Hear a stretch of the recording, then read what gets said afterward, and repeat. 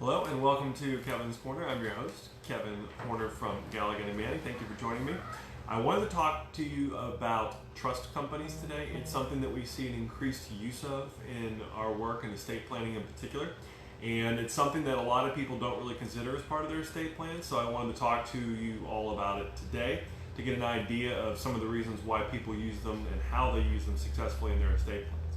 So first, I thought I would just start with this very brief description of essentially the trust company is a professional fiduciary. So usually an actual trustee or could be an executor, in some cases even an agent under a power of attorney, but basically it is a professional person to put in charge of your estate plan.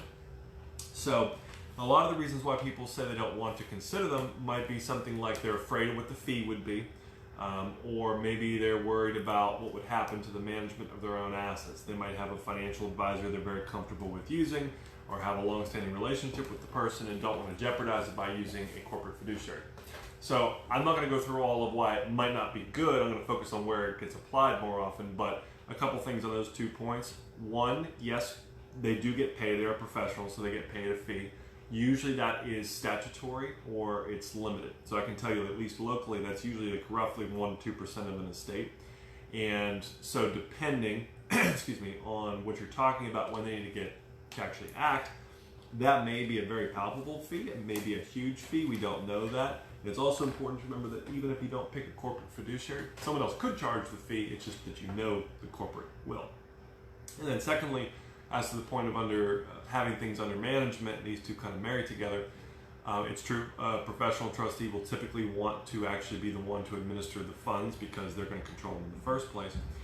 And so where it kind of becomes an advantage is actually that if you consider the fact they're charging as a trustee, but then also have this separate management, by the time they do it all internally, and you're not just doing the management outside of the trust, you don't have just a professional advisor, you actually sometimes can save money overall in the fees, but that of course is case by case.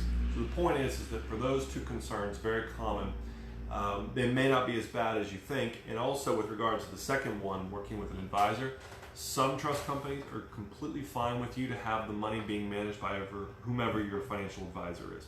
They're totally okay with that. Not all of them, of course, maybe the less well-known ones, but there are definitely some who are totally okay with it. And if that's something important to you, you can explore that with that professional trustee.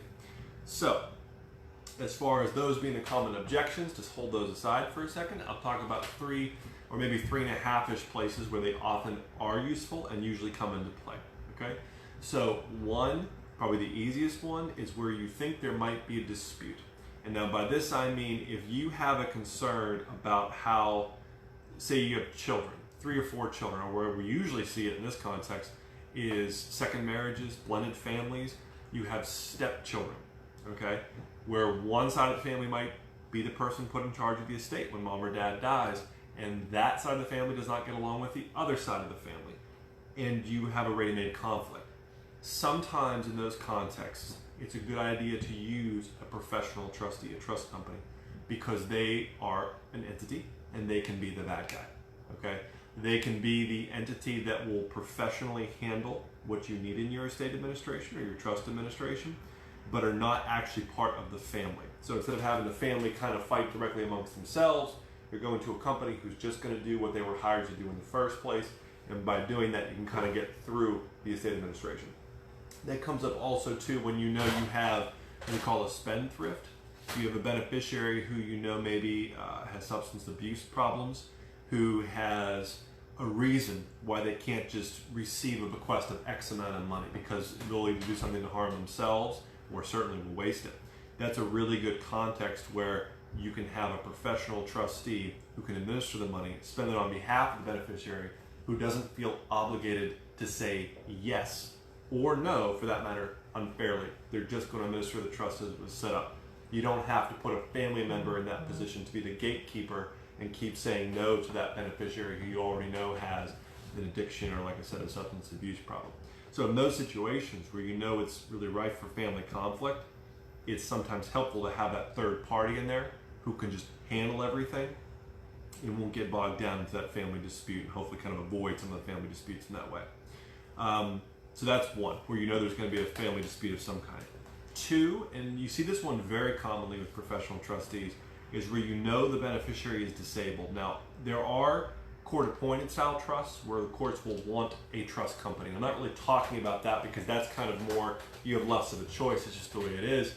But I'm thinking more that you have a child with disability and you want to set up a supplemental needs trust for them. During your lifetime, that might work perfectly well. Depending on what you're doing, you could be the trustee of that trust. But at some point, especially if it's a child or a grandchild for that matter, you are no longer going to be able to be the trustee. That child will outlive you. And you need someone to give a continuity of care and management there. And the nice thing about a corporate trustee is they don't age. So if you set it up now and they start now, they could be doing it 45 years from now. Whereas you could be retired or have your own bad health or whatever. And by doing it through a corporate trustee, a professional trustee, you have that continuity of care for someone and they can last as long as they need to care for that individual. So that's 2, usually a young or a disabled beneficiary. And then the third one is sort of more amorphous, but it's basically where you just don't have anybody who's better suited for it. Now, that could be a lot of things. A lot of times, and I've talked about this before, is demographics have changed, so families are smaller. The number of people, the pool of potential people to put in charge of your estate plan is smaller than it used to be. And that has nothing to do with whether or not they're suitable. Just first, you might not have anybody around you who can do it, or they might all be the same age as you, and you just need someone else. They're available for that, okay? Or it could be kind of that 3.5 reason. It could be that you have people nearby you, but you know they will not do a good job. Or you know that it would be hard for them to do a good job. And that's nothing against them, it's just simply they don't have the right skill set. They don't have the ability to know how to look for and hire the professionals, to keep very detailed and accurate records of what they've done, to make sure they paper all the transactions that they do, to make sure they stay up on things like tax change and other legal changes and rule changes. So they're always doing for you or for your beneficiaries what they're supposed to be doing.